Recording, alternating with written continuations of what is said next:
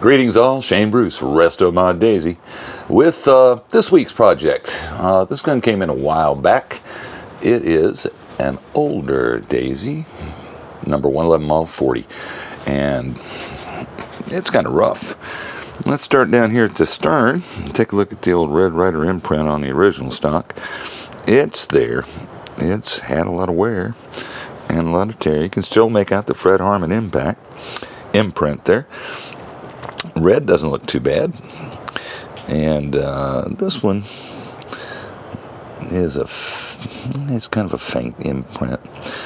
Original varnish is on the gun, and let's take a travel up the front. Jesus, the owner that sent this gun to me bought it off eBay, and when he got it, it had some issues.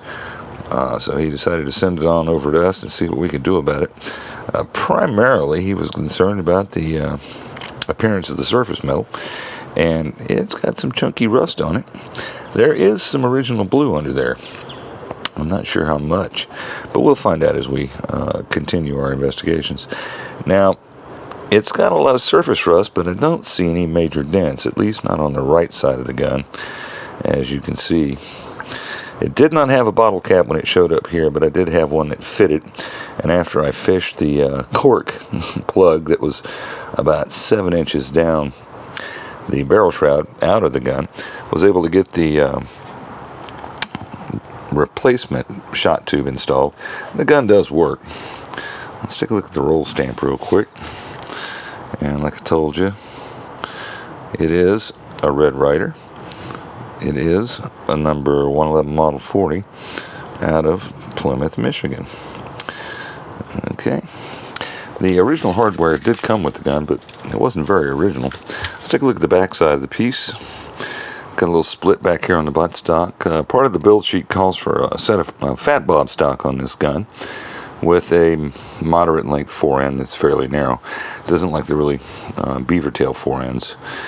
And you can see here the steel is not in that bad a shape, but it does have a lot of rust.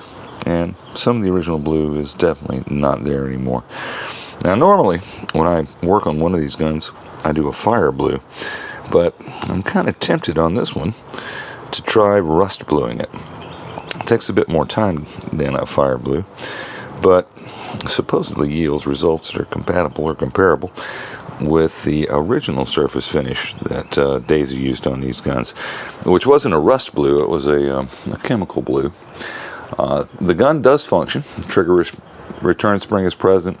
The plunger assembly, the air tube, and the seals both work. We haven't clocked it yet, but we will do that. Just wanted to get an introduction to the gun up. Wanted to get some video of the nature of the finish. Like I said, it's kind of rough, as you can see, and give ourselves a baseline about what to expect when we get done with the gun. I'm hopeful that the rust bluing doesn't turn into the ordeal that I'm afraid it will, but I would like to see the gun with a darker blue. And if that fails, of course, we can always go back and pull the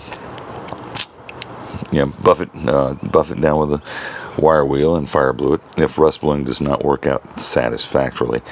It should be an interesting experiment, and we'll continue to update you, the viewership, on our progress on this gun. The next step is I'm going to go ahead and do ballistic testing with the original mainspring and the original seal set. I'm not expecting a lot, but it seems like the gun hits pretty well in terms of, firing it here at the indoor range. I'm guesstimating it's probably running about 250, maybe 260, but we'll know more later. So that's all we've got for you today, kids. This is Shane Bruce with Restomod Daisy, signing off.